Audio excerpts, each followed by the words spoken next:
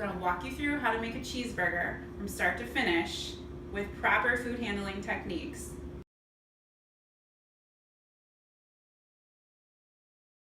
We're gonna break this down into 4 steps. We're gonna call them the 4 C's. The first one is clean hands.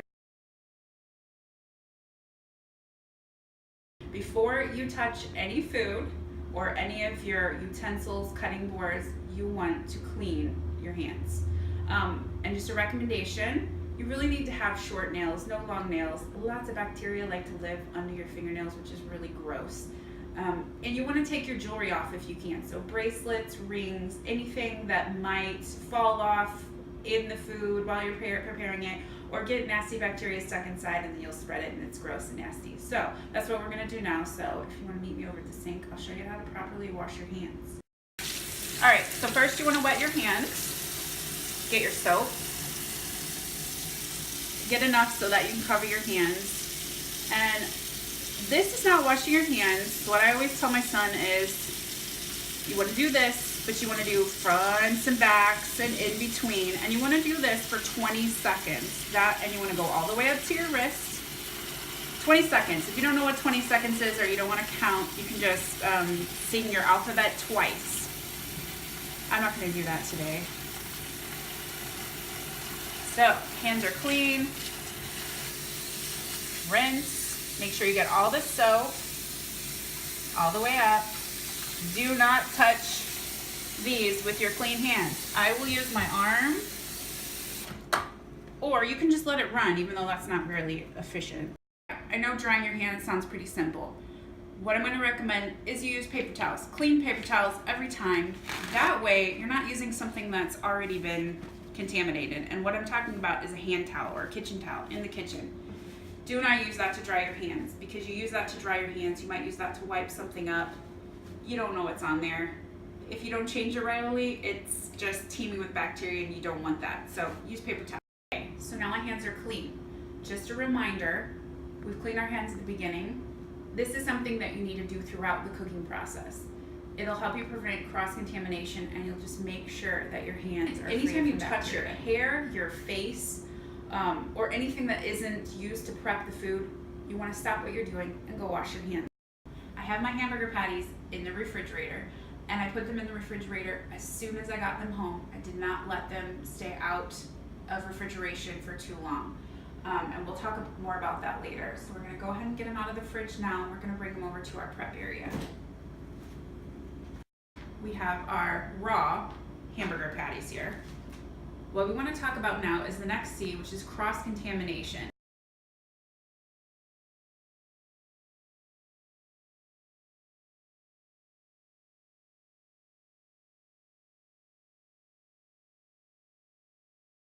The bacteria in this can spread like wildfire. We do not want it all over our raw lettuce, our tomatoes. We want to keep these things completely separate.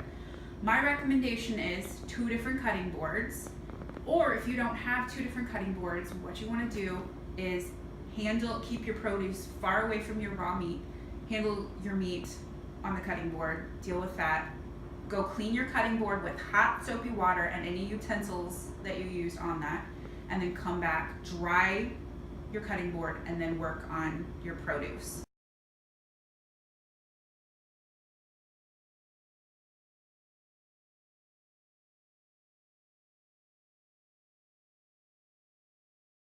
It's a really good idea to have all of your supplies, your utensils, your cutting boards, your pan, your spatula, everything that you need already out. We call that mise en place. That's prepping before you begin. That way you're not reaching into drawers and touching cabinets and handles with this funky giant. So we're gonna get these open. I'm gonna use this knife. And even though it's not actually going into the meat, it's still contaminated because that bacteria is all over the inside of this. So you're gonna take these out. Now, normally I wouldn't put hamburger patties on a cutting board to season them, but as I'm showing you proper technique, this is what I'm doing. This goes straight to the trash can. Okay, we're gonna season these now. What you wanna do what your first instinct is, grab salt and pepper shaker with this nasty stuff on your hands and sprinkle, sprinkle. What I recommend, get a small bowl before you ever touch this and just put some in a bowl. And that way you can just pinch directly from this, and when you're done, throw it out. So that's what I'm gonna do now is season.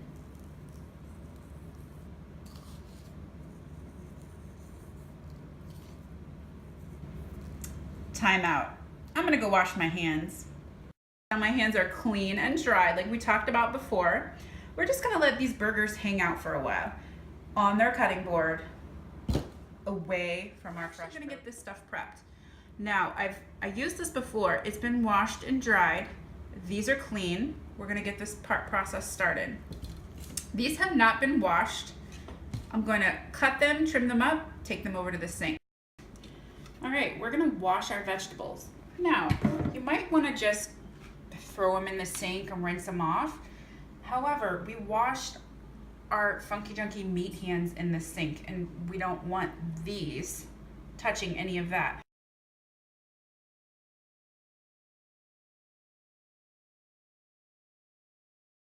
I suggest getting a colander, or some people call it a strainer. Make sure it's clean and dry. Put that in your sink away from the bacteria. Go ahead and rinse your veg with cool water. So we're gonna put all of our washed veg on this clean plate and set it out of the way. Time out. Recommendation, have a small bowl that you can put all your scraps in so you don't have to constantly run to the trash can and worry about cross-contamination. All right, now we have our veggies prepped. We're gonna go on to making the actual cheeseburgers. So got the seasoned hamburger patties here. I'm just gonna pick the cutting board up and move it over. So we're gonna talk about our third C, which is cooking temperatures. The equipment you're gonna need for this is a thermometer. Not the kind you take your temperature with to get out of school, the kind that you use to insert into food so it can tell you what its internal temperature is.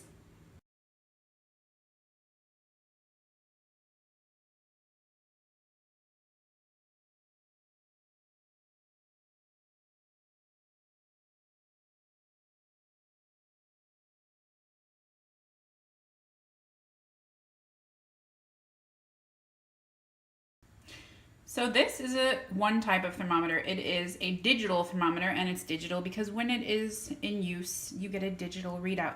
There's another kind of thermometer that kind of, like the face of it looks like a clock. That's an analog thermometer.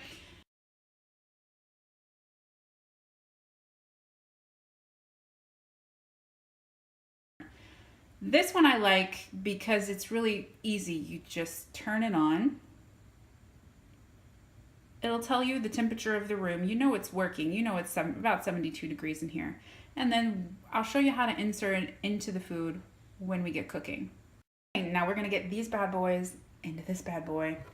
I'm gonna take this. I'm not gonna pick them up with my hands because that means I'm gonna have to wash my hands again. And this is just easier. Take the spatula, put it in the pan.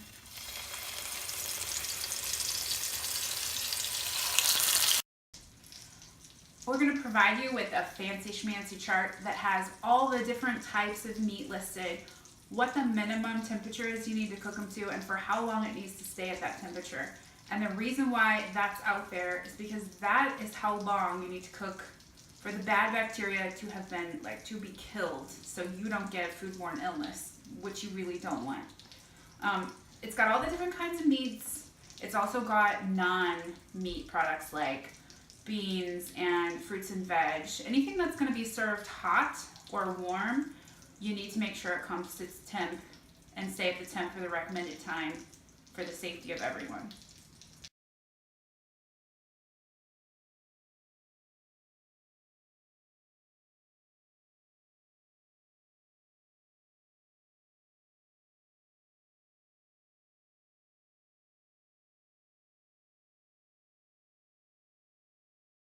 These have been cooking on side 2 for a while now, and I think that I want to take an internal temperature and see if it is good to go. So you have 2 ways to do this. You can stick it directly down in. Because it's so shallow, I don't want to stick the thermometer on the pan the cooking vessel that it's in, if it touches that, you're not going to get an accurate reading. You're going to get the temperature of the pan or the oil that it's cooking in. So you can do that for thicker things.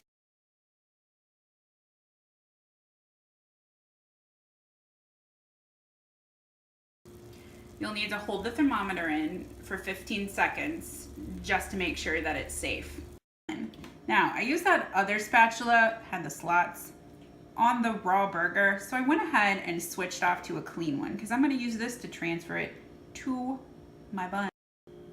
Time out. Okay, we are actually going to move on to the last C in the list, and it's a two-part C. We actually have cooked food storage, and I threw in service because you need to know how to serve the food you've made, and you need to know how to serve it safely.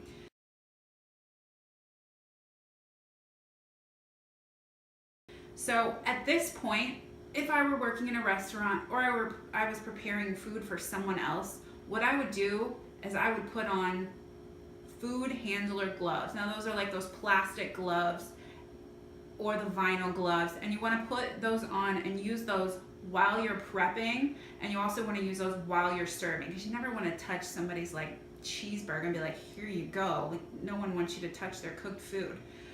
So I don't have gloves. This is my burger, but just so you know, you do need to wear gloves at this stage.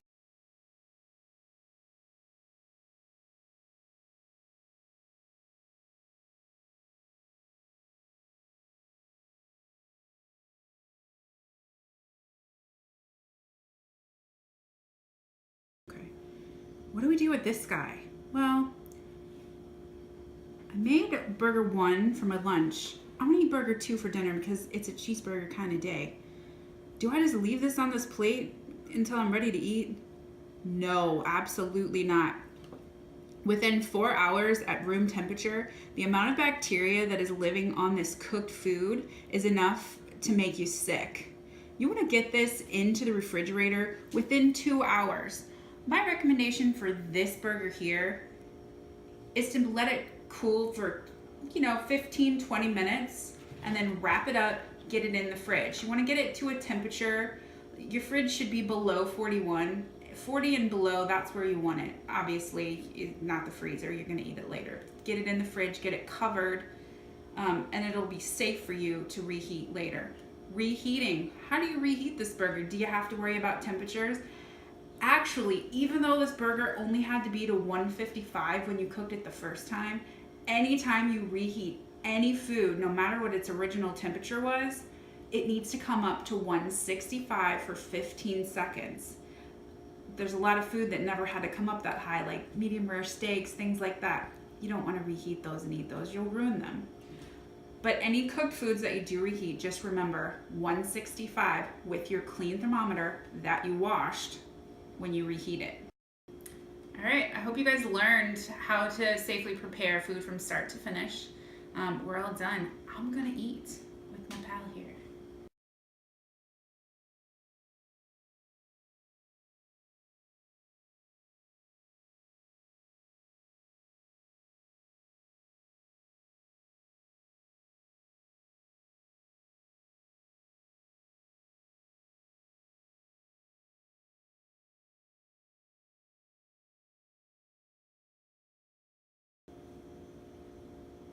Hey, should you be on your phone? Actually, no, I shouldn't. Should I be using my phone while I'm cooking? Absolutely not. This is just as dirty as that kitchen sink, the toilet. Do not pick your phone up in the middle of cooking. If you have to take a call or return a text, go ahead, pick your phone up, immediately wash your hands, and then get back to business.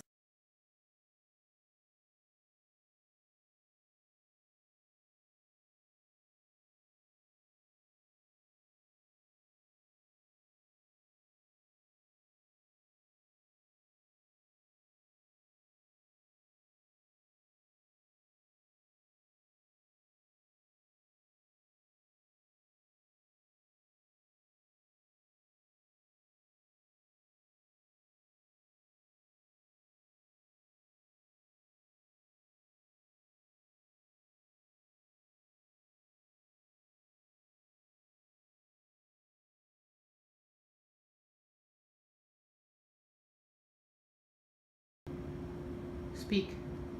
Hello. Like, come up to the table and speak. Today on Culinary Chefery, we will be doing this. Oh, God. Get out! It's not for you! She like got up on her hind legs. Come here. Jen. Go ahead, I can delete it out. Okay, so let's see. I still don't know what to say. Just Today- keep rolling though. Just keep rolling. Today you'll have a lesson on food safety. I'm not saying that. Jessica the food griller. Jess. Jack, what in the hell's wrong with you? No, so should I look at the dot? I should look at the dot. Right. Okay.